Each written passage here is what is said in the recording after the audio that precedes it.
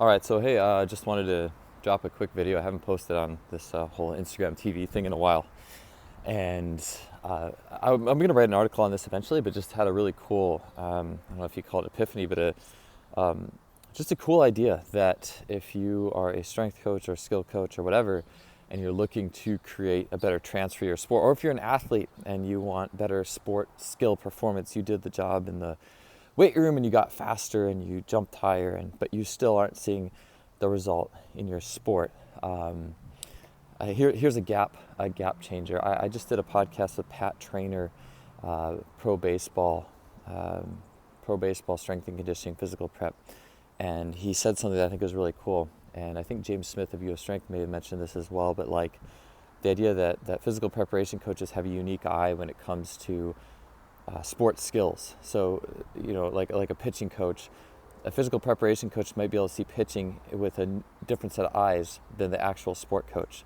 And putting all our minds together collectively can lead to a better output. And so this is for anybody. This is if you're a coach, an athlete, whatever. I had this awesome realization the other day. So, and that's this. And this came from two schools. One, it's the inner game of tennis. And then two, working with Gary Marinovich Training Systems. You put those together, it's just like boom. Um, you will be better in your sport because of this. And here it is. So first, let's just say basketball. I'm a basketball player. And so that's my frame. It is, how well am I shooting? Are my shots going in? Am I making good decisions on the court? Am I in the zone, right? Like that's where you want to be. And no matter how fast you run or how high you jump, how much you lift, if you can't, be in the zone when you're playing, then you will not hit your potential, not even close. Okay, training's cool, training's great. But you have to win. You have to win. It's the process. It's the journey, right? Like you have to be able to do things that put points on the board. Like that's what it's all about. Otherwise, I think if we fall into this training rut, that's how we define ourselves. That's what I did. For me, I was an athlete. I had to jump higher than everyone else. I had to run faster. And I look at how I even played. My style of playing basketball back in the day was I would jump excessively high to put the ball in the basket to get rebounds when I didn't even need to in many cases. Being older now, 35, I get it if I'm playing. I was just playing basketball the other day, and I'm going to get to this, and I found that I play more with what is needed by the game now rather than just trying to show off. And again, this is stuff that fits with life too. Like a lot of times I think we try to show off when we don't need it, right? I mean, that's pretty common. Validate ourselves for these gifts and skills we have when it's not necessary. And so we need to do what's required, right? So anyways, here's to my point. You want to shoot better, you want to hit the ball better in tennis, you want to hit the ball better in volleyball, whatever your sport is, it doesn't matter. If it's a ball, puck, there's an element of skill to it, right? And that's what makes the difference. So it's this, like, to be the best at sport, this needs to get turned off. Like, right, you're unconscious. You are playing out of the back here, okay, the root where the skills are stored, this process that knows exactly what to do. You put too much forebrain in it, you're going to mess up. And so, well, how do we do that? And so in the inner game of tennis, the goal is to basically distract your conscious mind. That if there's too much conscious thought, there's too much of this in sport. I'm hitting a tennis, doing a tennis serve, hitting a hockey puck, whatever. You get excessive co-contractions in the joint, which means there's muscles that are on when they shouldn't be. And those muscles on when they shouldn't be are going to cause the ball not to go in the hoop, right? Like it's going to cause the ball not to go over the net. You're going to miss. You're going to do whatever. And when we do that, we get frustrated, and it's this negative cycle of thinking more. Oh, why did I miss that shot? My elbow isn't in the right position. This, that, and the other thing that I need to fix. Or there's like this train of negative thoughts about myself. And, oh, you suck. Like, come on, man, let's go. Like, there's this thought process to yourself. But at the end of the day, like, to be cool with yourself and not judge yourself is the key to accomplishing better things in sport. And so, or life in general, right? And so that's the inner game of tennis is basically like if I'm playing tennis, instead of thinking, how should I hit the ball? Well, let's just focus on maybe how the ball's spinning. Let's just pay attention to the rhythm of the ball, the bounce, the sound against the racket. Let's not judge myself, but just let it happen. Now, there's also a book called Winning Ugly. That's the other side of things. If you're into the neurotyping system, that's more of a type 3 book, a strategist's book. I do think strategy and feel, they work together to produce the optimal sport result. But so that's another thing. That's another topic of discussion. So also, I was training with Gary Marinovich a couple weekends ago down in Santa Cruz, and the way that he trains, no barbells. It's all just about pure sport movement, like the fluidity and the grace. And you watch a great player. And for me, I know watching, like going to elite level track meets, you watch like triple jump, and these guys are just like water. They're just flowing over the ground. There's not a lot of noise, just super fluid. Watch any athlete, they're elite level, just this immense fluidity.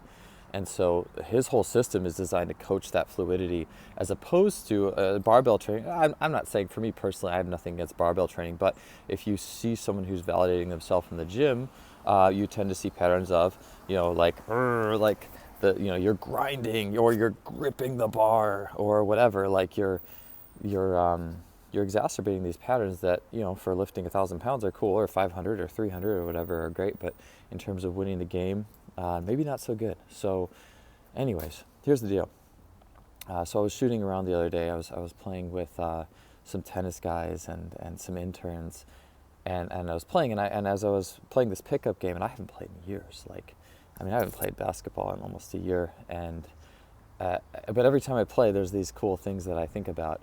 And so what I found is I was playing and shooting well, but the shots that I missed, there was one like easy layup finger roll that I missed, and I had this awareness of it as I was shooting it, and I missed it, that there was so much tension right here, okay? And so I'm like, okay, wow, so there's breath holding, and part of Gary's system, the Marinovich system, is there shouldn't be breath holding. There's always this breath that's continually flowing as you are exercising, even difficult exercises, because sport obviously is difficult situations. There's this there's a player coming at you. You have to squeeze between two defenders, whatever. And the good player is going to maintain breathing and fluidity and grace through that.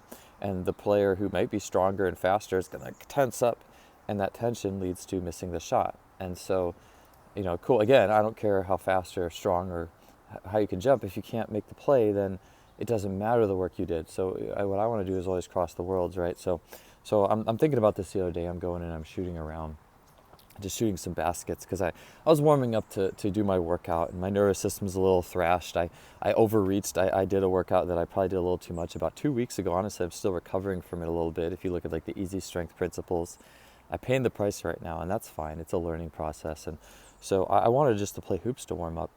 And as I'm shooting, I'm kind of have this idea, like, okay, like I'm going to go through a checklist, a mental checklist, because usually when I'm shooting around, I'm just thinking, okay, elbow here, how did I release? What does it take where should I look? All these things that a typical coaching construct would go through, right? So instead I'm like, okay, I'm just going to go through this checklist of awareness. What are my feet doing? How are my feet reacting with the ground? Are my feet catching the vibration of the ground? Okay, so I go through that. It doesn't really work. Shots aren't necessarily going in. Okay, so now I'm just thinking, okay, well, how's the ball flowing off my hand? How is the last finger, flowing off the ball? Shots are going in. It's good, but it's not great. It's good. It's better. Next thing I go to is, okay, what's my breathing doing? What's my jaw doing? What's my neck doing? And that's the ticket for me. Okay, so literally when I'm breathing and flowing through here, everything goes in. And so I'm like, okay, whoa, like that's cool. And so that's just a kind of example of a breakdown. You kind of can draw awareness through different areas of your body where there might be tension. Shoulders, head, even your temples. What are your eyes doing? What are your fingers doing? And find the tension. Just draw awareness to it. Don't judge your body on it. Just say, hey, where was there tension in this movement? And I'm just going to draw awareness to it. I'm not going to judge it. I'm just going to let it flow and just see what happens. And so that's kind of a cool example of a way you can find a mental checklist to find flow in your sport and get a better outcome. So that was just something I wanted to share with you guys, just a blending of worlds. And I don't know if this would cause it's like a little podcast between the scenes, but something cool I wanted to bring to you guys. So I hope you enjoy that.